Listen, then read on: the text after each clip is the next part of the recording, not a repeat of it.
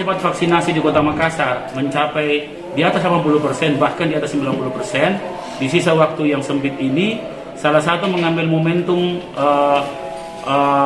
tes Laskar Pelangi yang lebih dari 10.000, bahkan 12.000. Kalau dia lulus, maka dia wajib membawa 10 orang. 3/4 dari itu, jadi kira-kira ada 4 orang, diantaranya orang tua. Dan sisanya adalah yang lain. Begitupun eselon 2. Eselon 2 saya wajibkan 25 orang dia bawa, 10 diantaranya orang tua, agar supaya kita bisa mencapai di atas 90.